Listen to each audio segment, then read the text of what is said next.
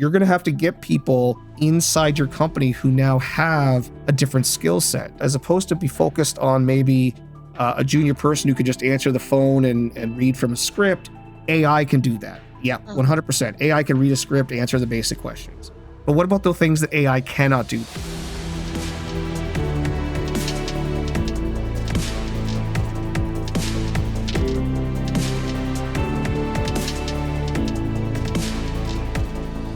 Hello, everyone. Welcome to Care to Lead. Today, I'm going to introduce you to a dynamo in customer experience, Craig Stoss. Craig has over 25 years of customer-facing experience working with companies in e-commerce, healthcare, edtech, and SaaS to personalize customer experiences. He's advised intelligent support operations tool The Loops to coach CX leaders and is a prolific content creator in the CX space. Craig also conducted extensive research on AI software solutions in customer service and currently serves as the Director of CX Transformation at PartnerHero, focusing on effective CX solutions. Today, he's going to talk with us about AI and how it's not only disrupting our industries, but serving our customers. So welcome and thank you for joining me today. Thank you so much, Cynthia. I'm really happy to be here. In your article, you talked a lot about the customer experience and so on. Tell me more about how you got into this and why you're so interested and passionate about it. Oh, absolutely. Yeah. The passion is really simple. You know, I used to do a role where I traveled quite heavily meeting customers and doing kind of a tech implementation, tech sales type role. And what I learned, going across 30 some odd countries was we are all consumers and we all buy things. We all have experiences returning things or bad orders from a restaurant. And we all have these experiences. And yet somehow the companies that serve us don't provide excellent experiences. And it seemed like a paradox to me that we all do this, we all know what we want, and yet we can't provide it to the other people that we're servicing. And that's where the passion came from was, well, how can we improve this? How can we take the things that we want as consumers and make the companies understand how to deliver those services to us in the way we want to experience them? That really grew into a passion. As I said, I've been customer facing, so I use my time in support teams, specifically customer service and support teams, to try to bring these experiences.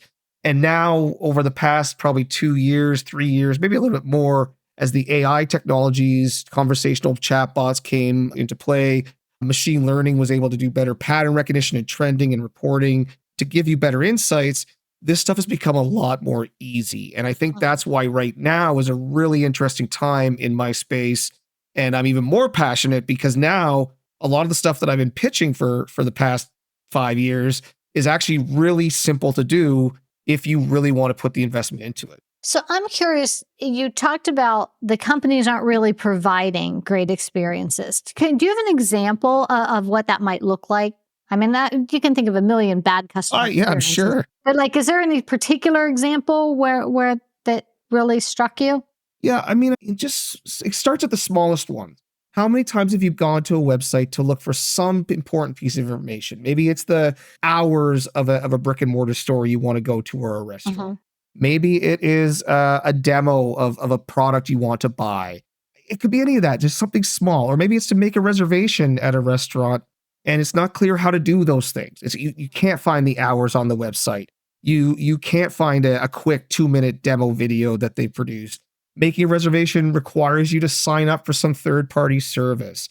Those things are all these friction-inducing experiences that most people don't like. I don't know about you and the audience here, but I don't want to give a bunch of third-party companies that I have no connection to my information, whether it be my name, my email, my credit card, my phone number. I get enough spam in my text messages and in my email. So if I'm a restaurant, if I'm trying to sell you some product and it's transactional, why do I make you sign up for something? Why do I make you sign for a service that I have no connection to? I travel a lot for work.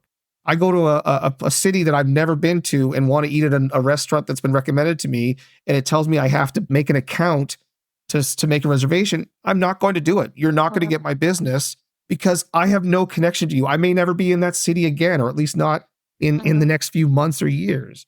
And these happen all the time. You go to a store. I went to a store once. I bought something online, and one of their advertisements, like the big bold letters, was you can return this product to a brick and mortar store if it's not the right size or whatever. So I did. It didn't fit, and I went to return it, and they said, "Well, you need a receipt." I pulled up my email, and I'm showing them the email that like I bought this online, and they're like, "No, in the box you received it in the mail, there would have been like a proof of purchase. You have to have that to return this product." And I'm thinking, what are you talking about? Like, who saves the random packaging slips from the packages you receive? Those are the experiences I'm talking about, where there's these little tiny frustrating things that we experience every day that companies can improve. The technology and the methodologies to improve these things exist, and they just don't for some reason. I get that. Like some of the ones that are like pet peeves of mine, and I don't know that there's so much AI or third-party app kind of things, but they're super annoying, are self-checkouts at the grocery store, and especially those like things in the airport when you're traveling and you go up and there's all these like magazines but you have to like self-check out and you're trying to figure it out, and it's like it takes you 15 minutes. It's like not even worth a bottle of water that you're paying $15 for anyway by the time it's said and done.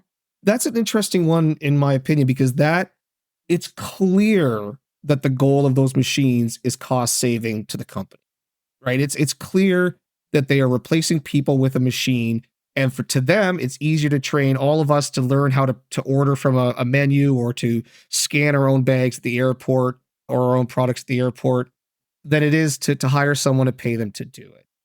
And what I guess my argument back to that is, I'm not necessarily against any of those technologies, but you have to make it such that it's foolproof, such that there isn't these like weird. I was at an airport. I was checking in at, it was like a commuter flight. So it was, 5:36 in the morning when you're checking in to get on an early flight. Airport's packed. It's Monday morning. Everyone's trying to get on their airplane. And the machines just weren't working. And the lines were backing up and people were starting to scream from the back line, "Hurry up, I'm going to miss my flight." And the fact that no one was doing anything about it, right? There was no one was redirecting traffic. No one was saying, "Hey, there's some other machines on this side." I actually went up to a woman because we couldn't get my bag to scan. My bag wouldn't scan. And I went up to one of the attendants and I said, "Please help us. We've been trying to scan for 20 minutes. We're holding up the line." It was me and two other coworkers. And her response was, "Oh, go stand in that other line." And I was like, "No, you don't understand. I want you to check this bag for me." And she took me to the counter, and within 30 seconds, the bag was scanned. That just shows you that it's inefficient, right? And so my argument is always, I don't care what technologies you as a company need to do to save money. We all understand businesses are in the business of making money. I'm not anti-capitalist in that way, but you need to recognize when that technology could fail, and what is your plan, and how do you intend to help the customers experience your products better when they do fail. Self-service checkouts at grocery stores, I think, are great example, because there's always these, "Oh, did you put this bag in the bagging area, or did you, that you didn't put this correctly in the spot." I got yelled at Walmart the other day because they have the scanner, the handheld scanner, and I was just going through my cart scanning everything, thinking that's a lot easier than taking everything out of my cart, putting it back in. And they came over and yelled at me because, "No, that scanner's only for the big items." That is one of my pet peeves. To me, if you're going to take someone's job and make me do that job when I go to the grocery store, I want a freaking employee discount. Like, give me some incentive to do the work of what should be your employees. That, to me, that's really, that's a pet peeve. It's funny because my husband and I, we don't shop at the same grocery stores. And if we do, we're not in the same sections of the grocery stores. And we are absolutely opposite on self-checkouts, because he likes to put it all in the right bags. I'm like, I'm not doing someone else's job. They're just so different. And I think the corollary to that is, we're so used to companies using, and this goes back to the AI conversation, we're so used to companies using our data and our information to sell to us. Facebook, Google, all the big companies that take in our data, credit card companies do this, anyone who sells our data, they take our data and they're using it to sell to us. They put ads on our screen, they text message us, whatever it might be, they're using it to try to get us to consume more. And so my thought is, well, why aren't we demanding that they also use it to make our lives better? Mhm. And that's kind of what we're saying with the self-service checkout, with this idea of I want an employee discount for doing the employee's job. I agree. I think that there are ways, I'm not sure that one will ever happen, but I think there are ways for the companies to say, we recognize that we're doing things that, hesitate to use the word evil, but things that are we're benefiting ourselves for by doing this thing that's a slight inconvenience to you, but we're going to make sure that you're getting some convenience back for doing so. Mhm. And there's all sorts of little things you can do using not as even AI, but certainly AI products can help, but just trending and understanding what it might be. Like if people are struggling to understand how to weigh their grapes on one of these self-service checkouts, figure out a way, and I don't know anything about this industry, but figure out a way to make that easier. I was at a store, it was a new store that opened up in my town where they had a special scale in the produce section where you actually weighed it there. It was a dedicated machine where you weighed it and it spit out your little receipt so that you could just scan the receipt as opposed to weighing each individual item when you got to the checkout. And I felt that sped things up so much because it was a dedicated machine. It was very obvious how to use it. To me, Mhm. that was a better customer experience. Yeah, absolutely. And I think that it sounds like everything that you are doing in your company, and I'd like you to tell me a little bit more about your company and your type of customers, but it sounds like you are looking for those ways to just make life easier for people like me who are going to complain about self-service checkouts. Well, and that's kind of what we've observed. So traditionally, PartnerHero is an outsourcer, right? Which is Mhm. over the past 20 years has been really about people, hiring people to do the job. You can have your opinions on whether that's ethical or how you want to talk about it. PartnerHero has really tried to go through it in an ethical way. And if you read from our part of the reason why I'm here is because of the inspiration our CEO does bring to the idea of ethical outsourcing. But what we realize is that that's not the whole story. People, especially today with AI technologies, people, anyone could hire a person. Their entire business is based around the legalities and paying of people in other countries for companies, especially with the dawn of COVID and working from home becoming so ubiquitous. And so what we realized quite quickly was that the real advantage of a company that provides services in the customer facing industry is provide the best possible services. Mhm. And so that's where my role at this company started a year, actually exactly a year ago now, where we decided to build an entire team around, okay, well, let's do audits of your customer experience. Let's make sure you're using the right tools. Let's partner as a company with tools that you may not even know about or may not have access to for various reasons, such as your volume isn't high enough or you don't have money. And by partnering with these tools, we can get them to our clients cheaper because we buy on bulk and we have our own implementation teams, et cetera. And so we give people better access to these technologies to provide these better experiences. And that's the tooling piece. And then on top of it is what you just specified, where we look for what if we tweak this process, or what if we add this little surprise and delight thing in there, and we deliver quarterly or even more frequently, depending on the nature of the company, audits of what we're seeing and trending within the service we provide. So our people provide the service. We have all the metrics to measure that service and understand it.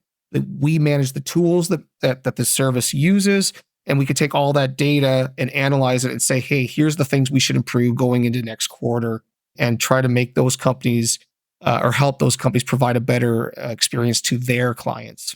Awesome. So, as everyone is excited about AI and ChatGPT and all the things that it can do, there's also a lot of fear out there about the possibility of it taking jobs.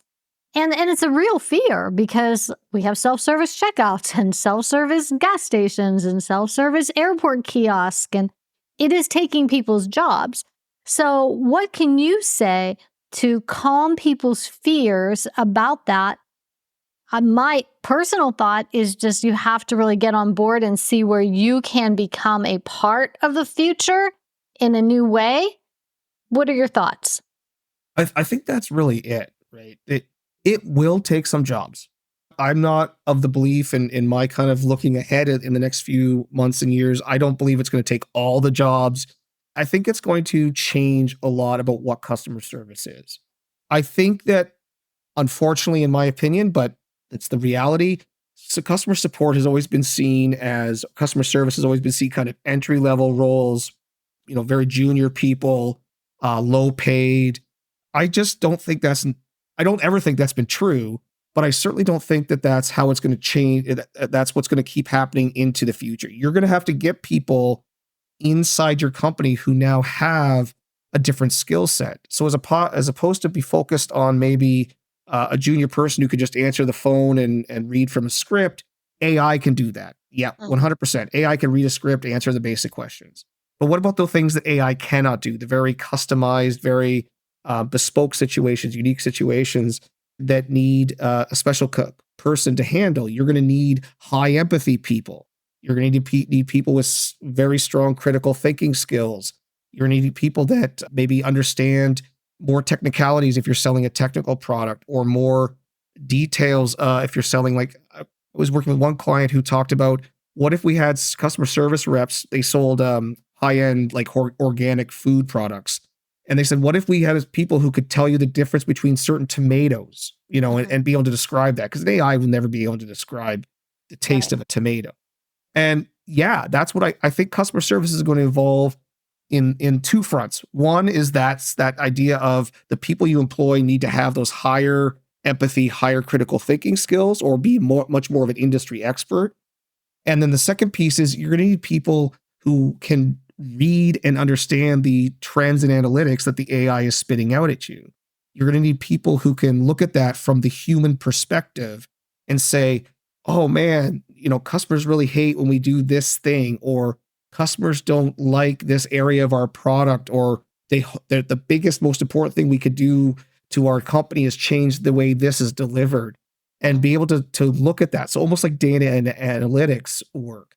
And I think customer service is going to evolve in those two directions. And so really it's more about the jobs changing than necessarily taking the jobs. Those frontline, lower paid, traditional customer service type roles, yeah, a lot of them are going to go away, but they're going to always be replaced by something different. And I still don't think they're going to entirely go away, because I'm still of the belief, as is PartnerHero for the most case, that we're more powerful when humans are augmented with AI technology, not replaced.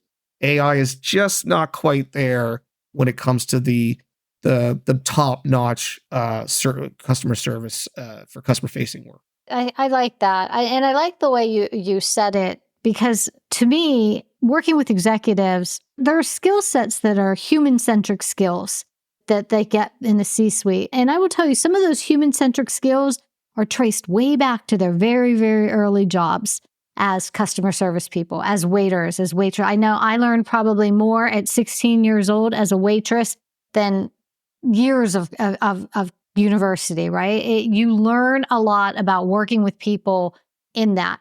And so maybe your tech skills have to be a little better to utilize the AI in your customer service facing job, but you still have to have that empathy, like you said, and you still have to have those dynamic skills of interacting with the other humans that are going to help you move up.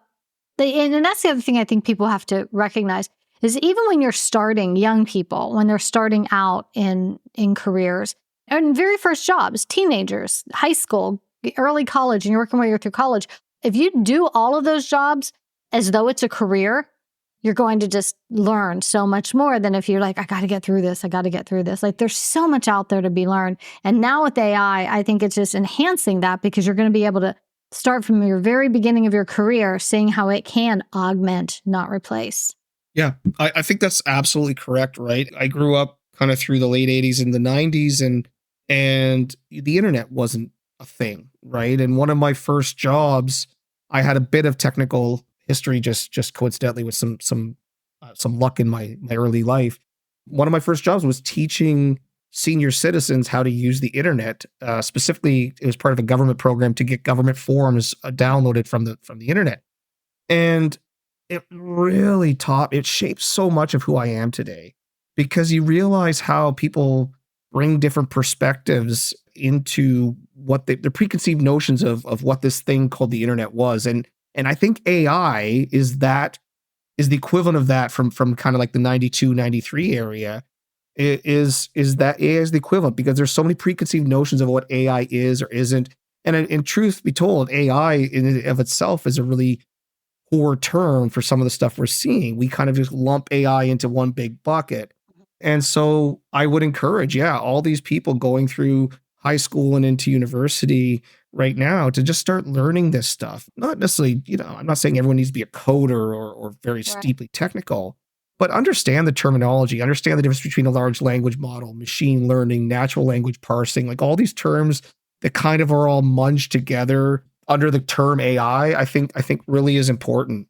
I really believe that this is the next wave that the internet was in the late 80s, early 90s. Absolutely. It is a disruption. It's a disruption that you cannot ignore no matter what field you're in, which makes me want to ask you about upskilling the workforce. So, what are some strategies or approaches that you found effective in preparing teams for this shift and this disruption that is AI? I mean, that's a great question. And I think it depends on the nature of your product. We service a lot of e-commerce companies. We have a lot of health insurance companies in my current role. And so the work that I do with those teams is very much just trying to understand what the value is the services are providing, right? So an e-commerce business, the value is clearly around the transaction of I'm trying to pitch you a physical product that you want. I want to make sure that you understand, say, the sizing of the product, if it's a clothing item, maybe the color schemes. I want you to understand my return policies, my shipping charges, and all those things are valuable things that companies can do. On the health insurance side, value is often about empathy, because people are calling you when they're ill or when they've had an unfortunate situation in their family. And I talk about that because then I say, now let's take that and understand, how can we deliver that value in a more effective way? And what skill sets do we need to do that? So when we talk about upskilling in the health industry, I talk a lot about, okay, what could be automated? Like, for example, maybe something like checking my deductible on a particular service can be automated. There's very little emotion or empathy in that. It's kind of, here's my account number, here's my service that I want, what's my copay, or whatever the question is. And in the e-commerce world, maybe it's around refund policies or things. It's like, those are very repeatable, very things that can be automated through AI. Okay, what about the things that can't be? And that's where the skill and upskilling comes from, right? It's, okay, so how do we teach empathy in the health industry? How do we teach the industry stuff that someone might be coming to you for? In the e-commerce world, these are things like people who are angry that something arrived, after the birthday they had bought the gift for. Like, that's the stuff that AIs can't handle. So how does a human handle that effectively? And the upskilling comes in that form of, we are here, ultimately, in my opinion, all business is an exchange of value, right? I'm giving you something, whatever, a product, a service, whatever it is, and you're giving me something back in return. Usually money, but it could be some other thing. And that's an exchange of value.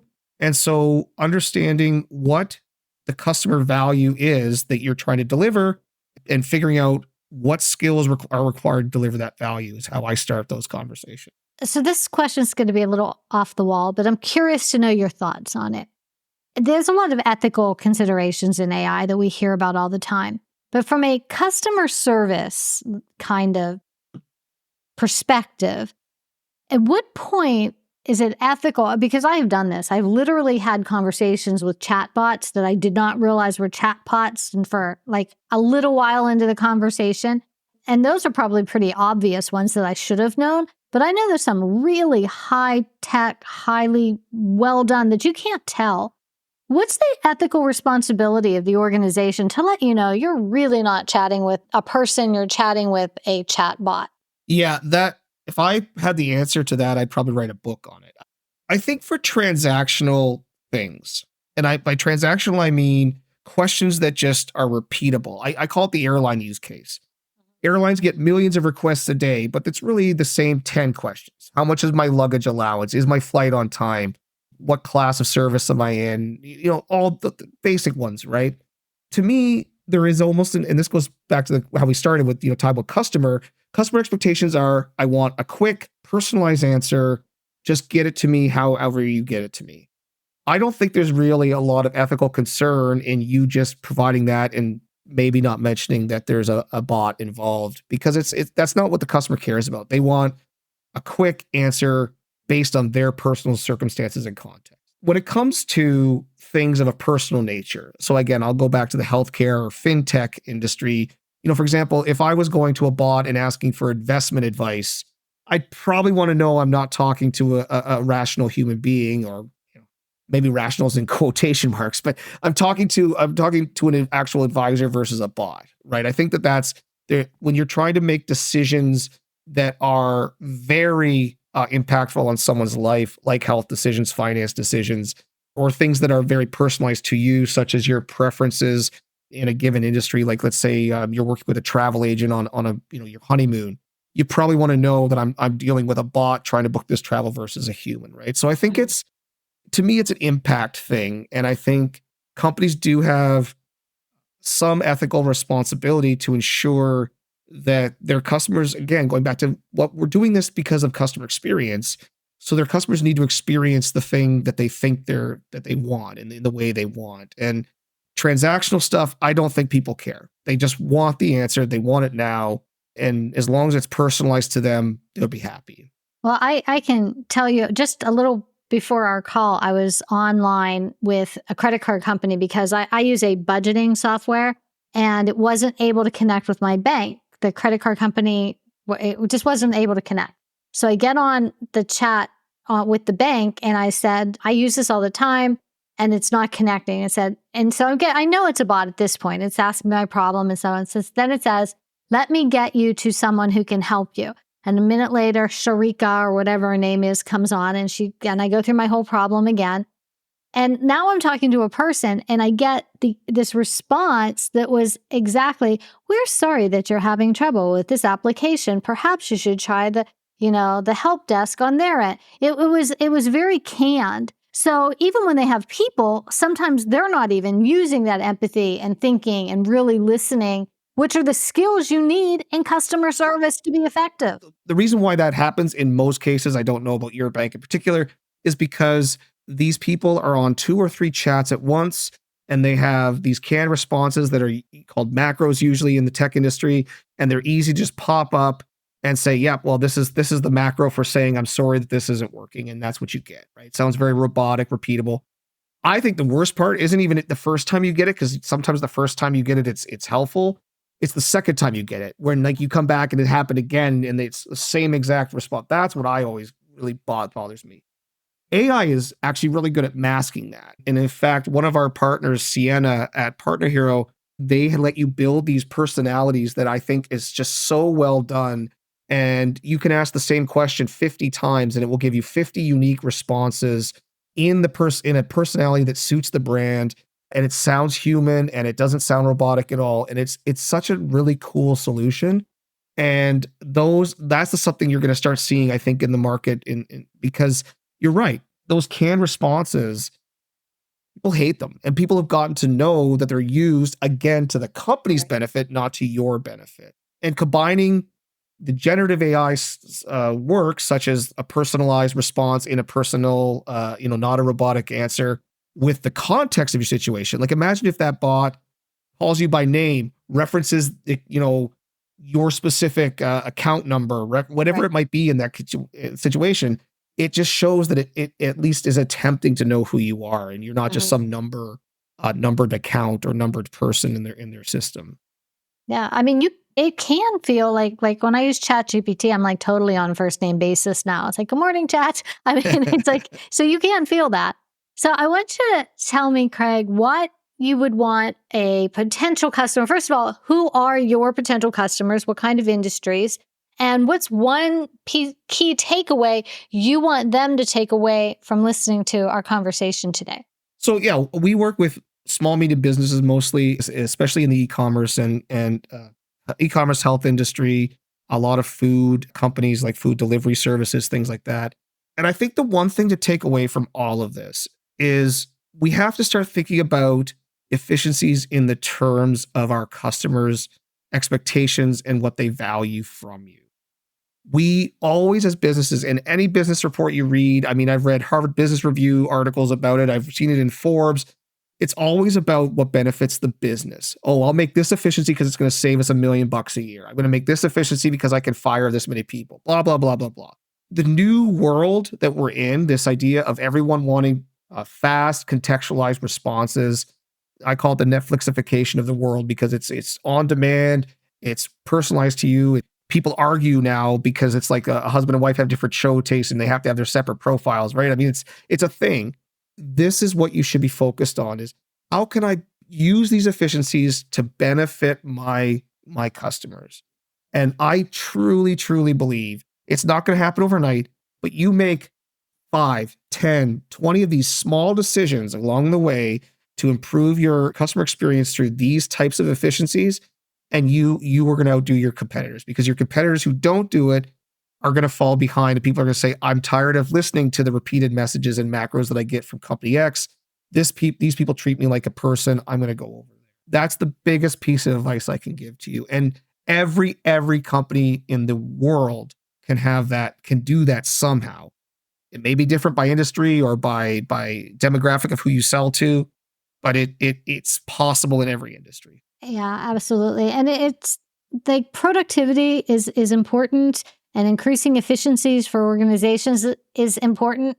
But if you lose sight of that customer, if you lose sight of that, delighting the customer theory, then you can have all the AI in the world and you can have all of the productivity in the world. You're not going to have any customers. Exactly. That's why we're here. We're here to service our customers. So no, that is a great summary of what I said. That is an excellent conversation. I think, where can people find you? What's your we'll have all the links listed, but if you just want to share like your website, or if you'd want them to connect on LinkedIn, where would you like to people? Yeah, I'm on LinkedIn. All my content is there, or at my website, which is Stoss, STOSS.ca. That's awesome. I thank you so much for being here. And as we wrap up another episode of the Care to Lead podcast, please remember that leaders who care to lead. For more insights from leaders, you can subscribe to the YouTube channel, or you can also find Care to Lead wherever you get your podcast. Thank you, Craig. It was wonderful talking to you today. Thanks so much, Cynthia. I appreciate it.